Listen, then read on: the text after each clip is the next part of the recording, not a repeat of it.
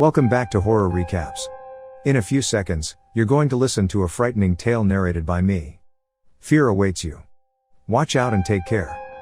The movie starts on the 19th of April 1998. Kōichi has just arrived in his grandmother's city, and he is taken into the hospital due to a pneumothorax episode. He is rushed into the emergency room by his grandmother and the doctors. To relieve his pain, Kōichi is given anesthesia so he may sleep. While under severe anesthesia, he has a strange dream. In the dream, he is out of his ward and sees a strange school student who directs him outside the hospital. She takes him towards a tree where he sees his long-gone mother, who only existed to him in pictures.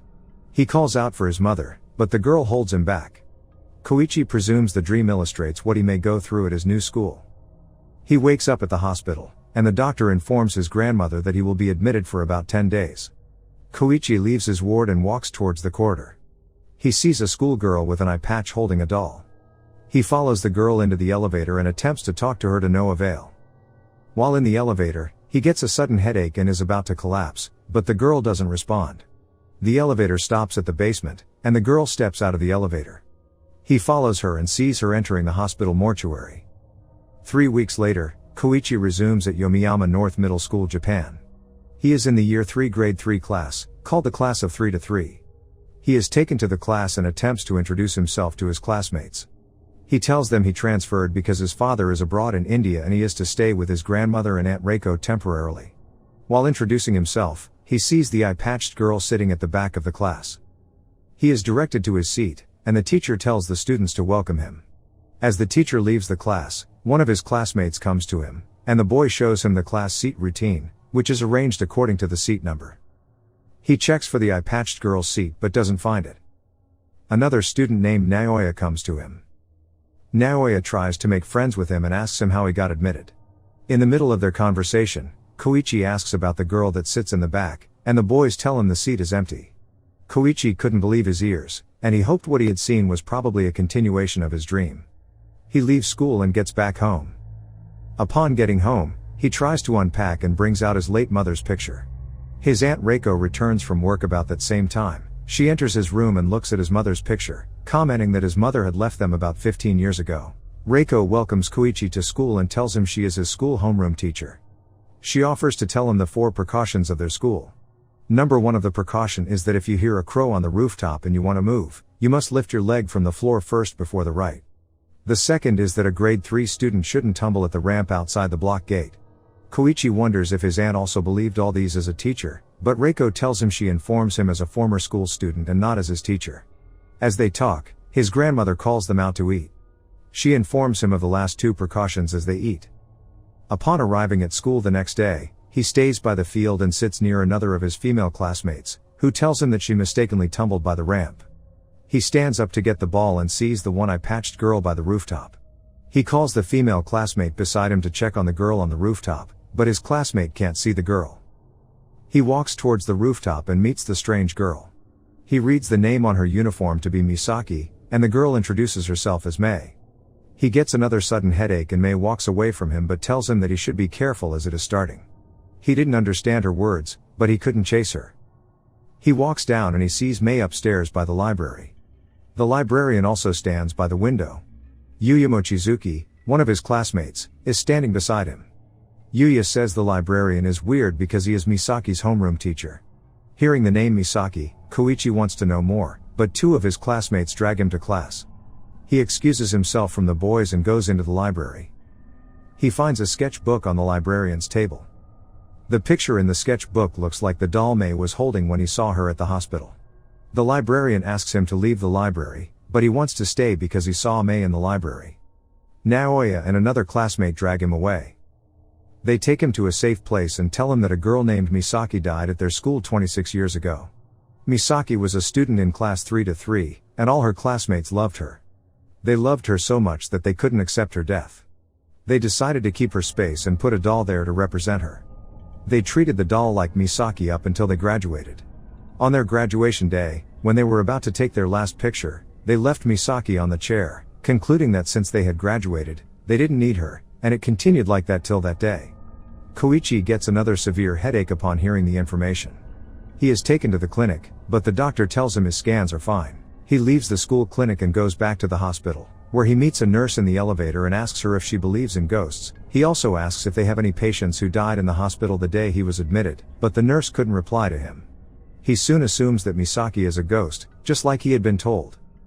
However, on his way home, he sees a shop with many dolls on display. He enters the shop and sees Mei inside the shop and notices the eye she is covering is different from the other eye.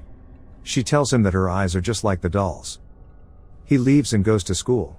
He enters his class and checks out the seat routine again, trying to find out why Mei is not existing. He receives a call from some of his classmates. They warn him to stop talking to a non-existing person. He asks them what they mean, but no one is ready to reply. He returns home to his aunt and he tells his aunt he feels strange as something is weird with his classmates. Reiko tells him it is because he doesn't understand them yet. She says that with time the truth will come out. On the 28th of May, one of the school teachers is burning some garbage. Another teacher calls him to check out a leaking ceiling, so he throws all the trash he is holding into the fire and checks out the leaking ceiling, and he says he will repair the ceiling soon. Kōichi is with his classmates in their class. After their test, he sees Mei and tries to go to her. Sakuragi runs to him to warn him not to talk to Mei, but he disregards her warning and walks up to Mei. Sakuragi runs after him and sees him holding Mei. Suddenly, the burning garbage causes the window to break, forcing Sakuragi to move back.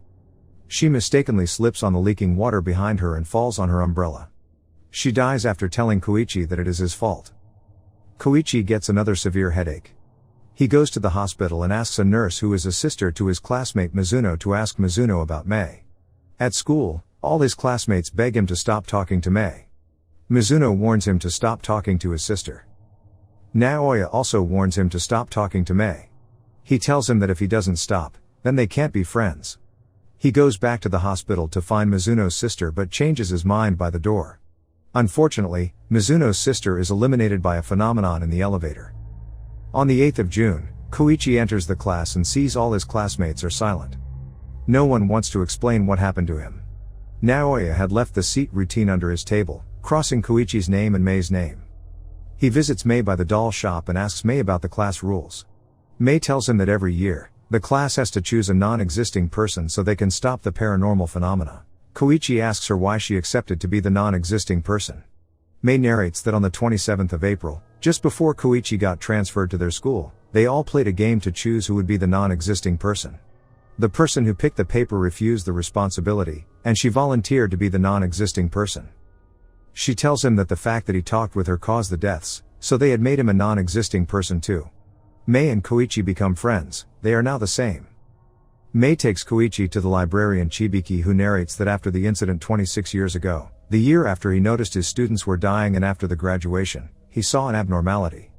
He realized there was a dead person in their class and the phenomena would take away the classmates one by one unless a student could volunteer to be non-existent. Kōichi asks if they could use a person that died to be the non-existing person. Still, Chibiki tells him that the abnormality disrupts the human brain so no one can remember the dead person, including the person that died. While researching the issue, Kōichi asks Mei what if the non-existing person chosen by the classmate is actually a dead person, but Mei informs him that her eye can recognize a deceased person so she would know if Kōichi is a dead person. She said she got the eye after her illness when she was 4 years old. On the 6th of July, the class encountered 2 deaths. One is a family member of their classmate, and another is a classmate. The students wonder why they still get deaths despite following the class rule. At that point, Kōichi thinks of a plan. He and Mei go into the library and check the records. He checks the yearbooks and sees his aunt Reiko was a member of that class. He goes to find her. He meets Reiko at his mother's graveyard, and he tells her he had known about the rule and asks her if she was in class 3-3 when his mother came to the city to give birth. He realizes his mother died as a result of the phenomena. He tells Reiko that he is sure he is here because his mother wants him to be here. Reiko goes to the staff room and checks her yearbook in tears. Suddenly, some items fall from the shelf. She goes near and sees a picture from the 1983 class 3-3 students. The students had gone for a 3-day study tour when they took the picture. That same night, Kōichi notices someone is in the school's abandoned classroom. He takes Mei to the class, and they see a person searching for something unknown. As the person leaves, they enter the class and explore it. They then find a cassette which they listen to. Matsunaga made the audio. He was a student of class 3-3 in 1983 and said that he eliminated someone during their field trip. He also said that the person he eliminated disappeared immediately, and everyone forgot about the person. He said the solution to the phenomena is to return the dead person to where he belongs. They should find the deceased person and eliminate him. Reiko decides to organize a 3-day study tour for class 3-3 students.